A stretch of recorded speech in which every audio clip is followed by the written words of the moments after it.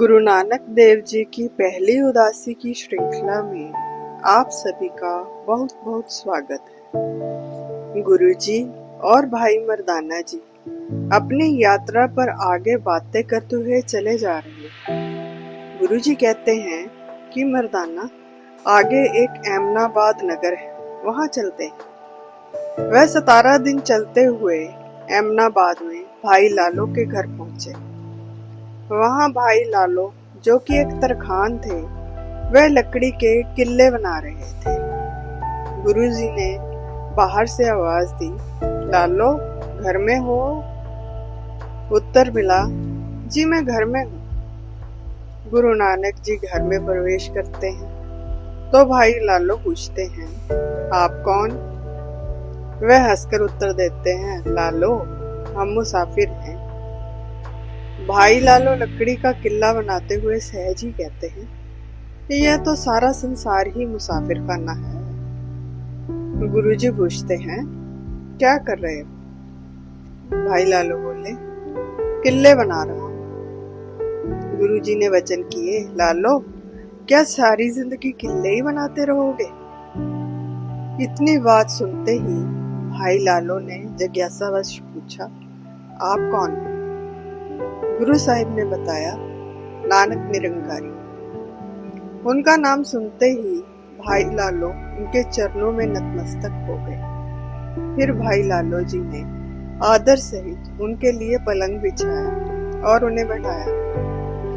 यहाँ पर गुरु नानक देव जी स्वयं भाई लालो से कहते हैं, हमें भूख लगी है, क्या कुछ खाने को है? भाई लालो जी उसी समय उनके लिए भोजन का प्रबंध करने चले गए। पीछे भाई मर्दाना जी गुरु साहिब से पूछते हैं, मुझे एक बात बताओ, ये कौन है जिस पर आप इतनी कृपा कर रहे हो? यहाँ यह प्रश्न इसलिए पूछा क्योंकि गुरु नानक देव जी को भूख नहीं लगती थी, जबकि भाई लालो से वह स्वयं कुछ खाने को मांग रहे थे। गुरु साहिब फरमाते हैं, इसके कितने जन्म भक्ति करते बीत गए, अब इसने 9 भक्ति यानी 9 प्रकार की भक्ति एक होकर इसमें समा गई। भाई मर्दाना जी उन्हें 9 प्रकार की भक्ति के बारे में बताने को विनती करते हैं। गुरु नानक देव जी बताते हैं, पहली, संतों की संगत में समय बिताना। दूसरी, भगवान की कथा सुनकर मन को एकाग्र करना। तीसरी, श्रद्धा और प्रेम से गुरु का हृदय में ध्यान करना। चौथा, प्रेम से प्रभु के गुण गाने। पांचवा, अपनी इंद्रियों को रोककर स्वर्ग आदि इच्छा को भी त्याग देना। छठी, किसी दूसरे के दोष न देखना। सातवीं, हानि लाभ हर्ष शोक सब में एक समान रहना और किसी से छल ना करना। आठवां, उस प्रभु में दृढ़ विश्वास रखना, कभी न डरना। और नौवां, सभी में उस प्रभु के दर्शन करना। ऐसी भक्ति करने से मनुष्य अपने कुल समेत इस संसार रूपी भवसागर से तर जाता है, माया उसे छू भी नहीं सकती। भाई मर्दाना जी यह व्याख्या सुनकर श्रद्धा से भर जाते हैं। इतने में भाई लालो जी आते हैं, महाराज भोजन तैयार है, चलिए चौके में यानी रसोई में चलकर प्रसाद पाइए। गुरु जी वचन करते हैं, सारी धरती ही मेरा चौका है, आप यहीं ले आओ। भाई लालो जी कोदरे की रोटी और सरसों का साग लाकर उनके आगे रख देते हैं। भाई मर्दाना जी सूखी रोटी देखकर संशय में पड़ जाते हैं कि कैसे खाएं। अंतर्यामी गुरुजी कहते हैं, मर्दाना क्या सोचते हो, पहले खाओ तभी तो जानोगे। उनके कहने पर भाई मर्दाना जी रोटी को मुंह में डालते हैं तो उन्हें अमृत जैसा स्वाद आता। गुरुजी मुस्कुराकर पूछते हैं, मर्दाना स्वाद है? भाई मर्दाना जी कहते हैं, कैसे बखान करूं, मैंने ऐसा स्वाद भोजन कभी नहीं किया। गुरुजी तब भाई लालो जी से कहते हैं, इसका बहुत अच्छा स्वाद है, आपने बहुत भला भोजन बनाया। इतना सुनते ही भाई लालो जी ने शीश निभाकर नमस्कार की। गुरुजी ने उनके सिर पर हाथ से उठाने के लिए छुआ तो छूते ही उनके कपाट खुल गए। तीनों लोगों की सुध हो गई। कानों में अनहद नाद बजने लगे। उसे इतने आनंद का अनुभव हुआ जो शब्दों में बताया नहीं जा सकता। 3 दिन बाद जब गुरुजी वहां से जाने लगे तो भाई लालो ने विनती की कि आप इतनी जल्दी क्यों जा रहे हो?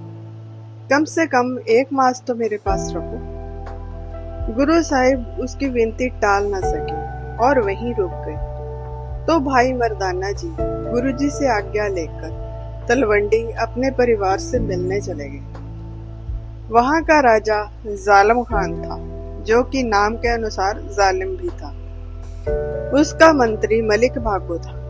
मलिक भागो ने अपने घर में ब्रह्म भोज किया था। उसने ब्राह्मण को भेजकर सारे शहर में चारों वर्ण के लोगों को यानी ब्राह्मण, क्षत्रिय, वैश्य और शूद्र सभी को निमंत्रण दिया। जब वह ब्राह्मण भाई लालो के घर पहुंचा तो उसने गुरु साहिब को भी भोज के लिए चलने के लिए कहा और कहा, चारों वर्णों को न्योता है। गुरुजी बोले, हमारा तो कोई वर्ण नहीं है। यह उत्तर सुनकर ब्राह्मण को क्रोध आ गया। वह बोला, अगर तुम ब्रह्म भोज में नहीं जाओगे तो मलिक तुम्हें यहाँ से निकलवा देगा। गुरुजी सारा दिन उसके घर नहीं गए। तो ब्राह्मण ने मलिक भागो को शिकायत की कि नानक क्षत्रिय होकर शूद्र के घर बैठा है, पर आपके घर खाने के लिए नहीं आ रहा। गुस्से में आकर मलिक भागो ने फिर से बुलावा भेजा। गुरु साहिब फिर नहीं गए तो तीसरी बार कई आदमी भेजे कि उसे पकड़ कर ले आओ। जब वे गुरुजी को ले जा रहे थे तो भाई लालो भी साथ में हो लिए। मलिक भागो के पास पहुंचने पर उसने गुस्से से कहा कि ब्रह्म भोज करने में तुम्हें क्या दिक्कत है, जबकि यहाँ कितने आहार बने हैं और तुम वहाँ लालो के पास सूखी रोटी खा रहे हो। तो गुरुजी ने भाई लालो को उसके घर से सूखी कोदरे की रोटी लाने को कहा। भाई लालो तुरंत जाकर एक रोटी ले आए। फिर मलिक भागो से उसके पकवान मंगवाने को कहा। उसने भी पूरी, पूरे और कई प्रकार के भोजन थाल में परोसकर मंगवा दिए। गुरुजी ने अपने एक हाथ में भाई लालो की कोदरे की रोटी ली और दूसरे हाथ में मलिक भागो की पूरी। जब दोनों हाथों से निचोड़ा तो दोनों से धारा बह निकली, एक से दूध की और दूसरे से रक्त की। वहां पर उपस्थित सभी लोग यह देखकर दंग रह गए। गुरु साहिब ने फरमाया कि तुमने बहुत लोगों का खून चूसकर धन इकट्ठा किया, इसलिए तुम्हारी पूरी से खून बह रहा है, जबकि लालो की रोटी ईमानदारी की कमाई से है। ब्रह्म भोज तो इसके घर में रोज होता है। इस पर मलिक भागो कुछ न बोल सका, परंतु मन में सोचता है कि तुम्हें पता नहीं कि तुमने किससे बैर लिया है। मुझे इतने लोगों के सामने शर्मिंदा किया, अब मैं तुम्हें खान से बंदी बनवाऊंगा। अगले दिन सुबह वह वहां के राजा जालिम खान की सभा में गया। राजा का एक जवान पुत्र था जो बहुत बीमार होने के कारण मृत समान ही था। उसका बहुत इलाज करवाया, परंतु वे ठीक ना हुआ। मलिक भागो ने राजा से कहा कि एक नानक नाम का कामल फकीर लालो के घर आया है, वह आपके पुत्र को ठीक कर सकता है। यह सुन खान ने उसी समय लालो के घर अपने आदमी भिजवा दिए। वह आदमी गुरु साहिब से बोले, चलो तुम्हें राजा ने बुलाया है, नहीं गए तो उठाकर ले जाएंगे। गुरुजी उठकर उनके साथ चल दिए। जब राजा के पास पहुंचे तो उसने हुक्म किया कि मेरे पुत्र का रोग दूर करो, नहीं तो तुम्हें कैद कर लूंगा और खाने को कुछ नहीं दूंगा। गुरुजी ने वचन किए, तुम जिसका रोग ठीक करना चाहते हो वह तो यमलोक में पहुंच गया है। पहले अपने घर से खबर तो मंगवा लो। इतने में वहां एक आदमी राजा के पुत्र की मृत्यु का खबर लेकर आ गया। राजा यह खबर सुनकर व्याकुल हो उठा और गुरुजी उठकर वापस भाई लालो के घर आ गए।